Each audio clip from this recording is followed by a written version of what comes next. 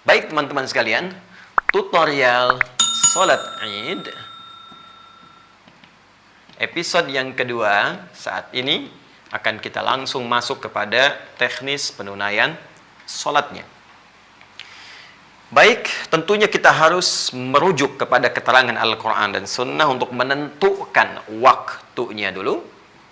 Ya, jelas kita mengetahui ini akan dimulai pada awal bulan Syawal, 1 Syawal. Namun 1 Syawal itu kapan waktu tepatnya? Ini kita akan turunkan. Kemudian yang kedua, secara teknis hal-hal yang dicontohkan oleh Nabi dan diisyaratkan langsung kepada kita untuk dilakukan secara teknis menjelang penunaian sholat Id. Apa dan bagaimana teknis menjelang atau persiapan teknisnya yang terkait erat dengan sholatnya. Kemudian baru kita masuk teknis penunaiannya. Bagaimana cara kita menunaikan sholat Id seperti dicontohkan oleh Rasulullah Sallallahu Alaihi Wasallam. Baik, kita mulai pertama untuk masuk kepada penentuan waktu.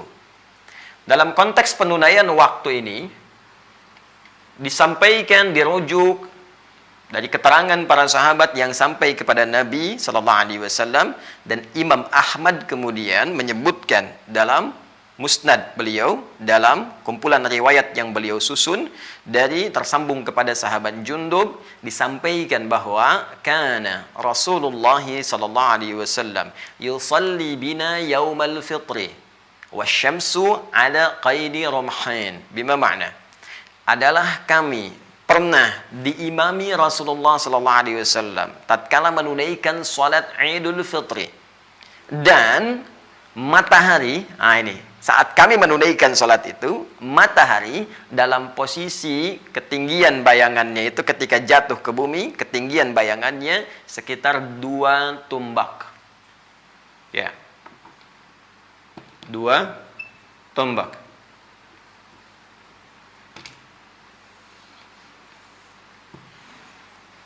Seperti diketahui bahwa untuk menentukan waktu-waktu salat, dulu Nabi mengisyaratkan kepada para sahabat untuk menancapkan tombak, ya.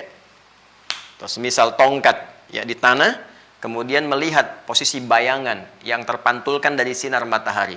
Apakah kemudian panjang bayangannya itu, ya, lebih tinggi dari tombaknya, berapa, sama dengan tombaknya, ataukah kemudian telah mengecil sampai hilang. Maka itu keadaan yang dimaksudkan, dari mulai tinggi, mengecil sampai hilang, akan menunjukkan secara spesifik waktu penunaian sholat. Ini cara yang paling praktis.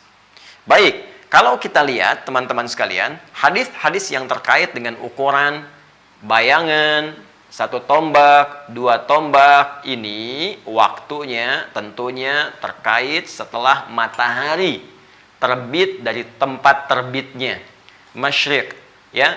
Kalau ia terbit dari tempat terbit, begitu pas terbit, kemudian dia bergeser, ya, bayangan sudah menunjukkan 1 tombak, ya. Ini disebut dengan waktunya dari awal duha, syuruk, ya, syuruk. Jadi saya tuliskan syuruk seperti ini. Ini awal duha, ada salat syuruk, gitu kan? Tersebut di dalam hadis riwayat At-Tirmidzi diantaranya disambungkan kepada Nabi sallallahu alaihi wasallam ketika beliau bersabda, man shalal ghadata fil jama'ati au fil masjid, siapa yang menunaikan salat subuh dengan berjamaah, ya, khususnya di masjid, ya, thumma yaq'udu yadhkurullah, kemudian setelah itu dia enggak langsung beraktivitas yang lain, tidak langsung pulang kalau dia sedang di masjid, ya, tapi dia duduk berzikir kepada Allah Subhanahu wa taala. Zikir itu bisa baca Al-Quran, disebut dengan zikir. Quran surah ke-15 ayat 9. Ya, bisa juga dia zikir bertasbih, bertahmid, ya, bertakbir misalnya, ya, Al-Quran surah ke-4 ayat 103. Bisa berdoa, itu zikir. Quran surah ke-7 ayat 205. Ya, bisa menghafal Al-Quran, itu zikir. Quran surah ke-54 ya, ayat 17, 22, 32, 40. Bisa ikut ta'lim Sabtu Ahad, tak sadar gitu kan? Tak terasa, begitu selesai sholat ada ta'lim, itu bagian dari zikir. Dalilnya Quran surah ketiga ayat 190 sampai 191, ya. Baik, itu semua zikir. Kemudian thumma yusalli rak'atain, ya, fi bidayatid duha, maka dia salat 2 rakaat setelah itu di awal duha. Ya, ketika mataharinya 1 tombak. 1 tombak itu awal duha. Maka ini salatnya disebut dengan syuruk, pergeserannya disebut isyraq, ya, tempat terbitnya matahari ketika terbit, ya, itu disebut masyriq, terbit. Terbenamnya maghrib, ya. Masyriq dan maghrib dikumpulkan oleh Allah Subhanahu wa taala di firman-Nya pertama kali disebutkan di surah Al-Baqarah, surah kedua ayat 115. Walillahil masyriqu wal maghrib fa aynama tuwallu fa thamma wajhullah. Baik, maka milik Allah lah masyriq dan maghrib. Ini punya Allah, ini bukan Tuhan. Jadi jangan sampai kamu nyembah matahari.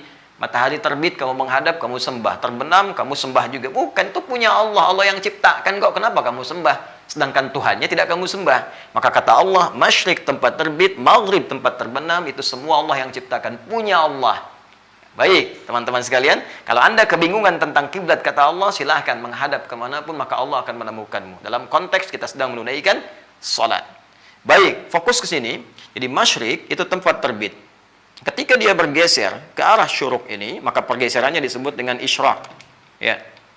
Isyraq.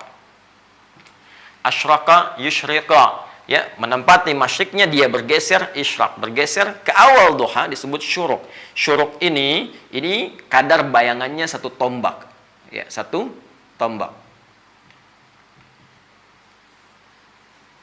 Baik, teman-teman sekalian, fokus bersama saya.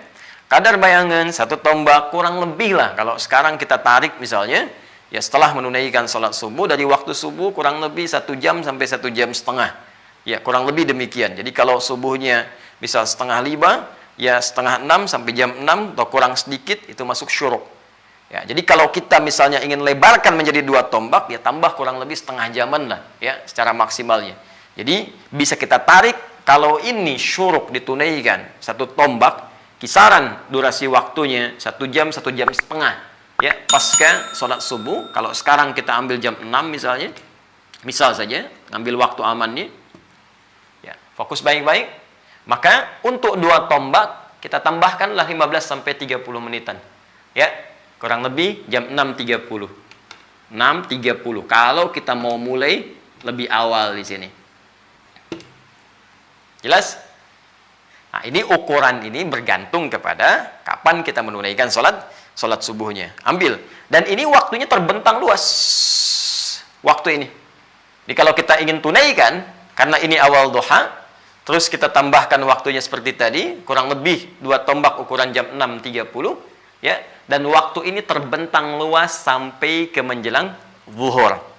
Ya, sehingga karena waktunya terbentang luas, teman-teman sekalian, ini untuk awal waktu penunaiannya. Jadi kalau kita tarik ke dalam waktu Indonesia misalnya bagian barat, sesuaikan dengan waktu sholat subuhnya, Anda ukur, kita ambil misalnya jam 6.30, ini awal waktunya. Baik. Kalau sekiranya Anda ingin mengambil kelapangan dalam penunaiannya, silahkan. Waktunya terbentang, kata para ulama, sampai dengan menjelang zawal, sesaat sebelum zuhur. Sesaat sebelum zuhur. Ya. Fokus. Kenapa ini penting saya sampaikan turunan ini? Umumnya, kalau kita menunaikan sholat id di lapang atau tempat terbuka, maka kita pada umumnya mengambil waktu-waktu yang awal. Karena ketika naik lebih tinggi waktunya, jam 7 kah, setengah 8 kah, kondisi mataharinya semakin naik, sinarnya semakin terasa. Ya, apalagi kalau ditunaikan di lapang jam 9, jam 10, siapa yang bisa tahan? Sholat aja udah begini-begini gitu kan? Maka bagaimana ketika mendengar khutbah? Bubar mungkin, atau interupsi karena sudah terlampau panas. Ya. Tapi dalam situasi seperti sekarang, kan tidak semua orang bisa menunaikan di lapang. Ya, dalam kondisi pandemi COVID-19 yang tengah kita hadapi, ya, mungkin ini akan ditarik secara ilatnya ketika akan ditunaikan, yang tidak bisa di lapang, tidak bisa di masjid, tarik lagi ke rumah. Ya, dalam konteks di rumah inilah teman-teman sekalian, saya ingin katakan, kalau Anda tidak dapat di jam 6.30, tidak ada masalah. Anda tunaikan jam 7 misalnya. Ya, jam 7 belum siap, agendakan jam 8.08.00. Ya, ini bergantung tentunya kepada sunnah-sunnah sebelumnya yang ini. Walaupun akan lebih baik tentunya di awal waktu itu ditunaikannya untuk menunjukkan kesungguhan kita. Kecuali kalau ketiduran, ya, efek terlalu malam Anda beraktivitas, tidur bangun-bangun jam 10 gitu kan. Baik, kembalikan. Jadi setelah berwudu, mandi, berpakaian terbaik, icip-icip makanan, kan? Setelah cicip, siap-siap, tentukan waktunya, jam berapa mau sholat. Jelas sampai sini? Baik, ini yang saya sampaikan. Baik, syuruk sudah saya sampaikan dengan pahala senilai haji dan umrah itu, ya sempurna kata Nabi, hadisnya sahih. Kemudian untuk waktu penunaian Idul Fitrinya ditambah lagi sekitar 15 sampai 30 menit untuk menunjuk awal waktu penunaiannya, yaitu qaidi ramhain berdasarkan hadis yang tadi saya bacakan. Kemudian teman-teman, setelah itu fokus baik-baik. Sebelum sampai ke sini, saya ingin memberikan penekanan perbedaan antara penunaian sholat Idul Fitri dengan Idul Adha. Kalau Idul Fitri, waktunya agak lebih melebar ke siang. Idul Adha lebih dimajukan. Ya, kenapa? Karena ada ibadah. Karena ada ibadah yang sangat penting, sehingga dengan pentingnya ini dimasukkan pada kata adhanya, yaitu udhiyah, menyembelihnya. Yang lebih baik dilangsungkan di waktu duha. Jadi begitu masuk ke duhanya, penyembelihan dilakukan. Sehingga Idul Adha dilakukan lebih awal sholatnya. Ya, kalau tadi syuruk misalnya jam 6, ini kurang lebih syuruk ditunaikannya. Jam 6 sudah sholat Idul Adha. Dan sunnahnya tidak makan dulu. Beda dengan Idul Fitri. Sunnahnya Idul Fitri makan dulu, Idul Adha tidak makan dulu, sholat, baru sepulang sholat ditunaikanlah kemudian sunnah untuk makan itu lebih baiknya dari hewan yang telah disembelih dan dimasak terlebih dahulu. Baik, inilah yang menyebabkan Idul Adha lebih cepat ditunaikan sholatnya, tapi Idul Fitri sifatnya agak santai dari segi waktu karena ada sunnah-sunnah ini yang kita tunaikan terlebih dahulu. Jelas? Baik, jadi dari waktu sifatnya sudah saya sampaikan, jelas. Kita bisa mulai, ya kalau saya sebutkan 2 tombak, tar semua orang keluar pasang tombak gitu kan. Tapi kan sekarang eranya sudah digital, ditarik. Sholat fardu dulu begitu, tanam di lapang dulu kelihatan. Tapi sekarang kan lihat jam sekian, sekian, sekian. Bahkan jam tertentu sudah ada, syuruk jam sekian. Anda tinggal tambahkan saja. Sekarang kita ambil patokan misalnya yang sederhana, 6:30, siap-siap. Ya, semua siap, jam 7 dimulai, misal. Baik, bergantung kondisinya. Ini sudah. Jadi kalau nanti tiba diumumkan oleh pemerintah kita, ya, berdasarkan pantauan hilal, berdasarkan hitungan dari falak astronomi, insya Allah akan ditetapkan Idul Fitri berlangsung hari sekian, ya, 1 Syawal bertepatan dengan tanggal B dan seterusnya. Dan mungkin diduga kuat 1 Syawal ini akan bertepatan dengan tanggal 24 Mei di hari Ahad.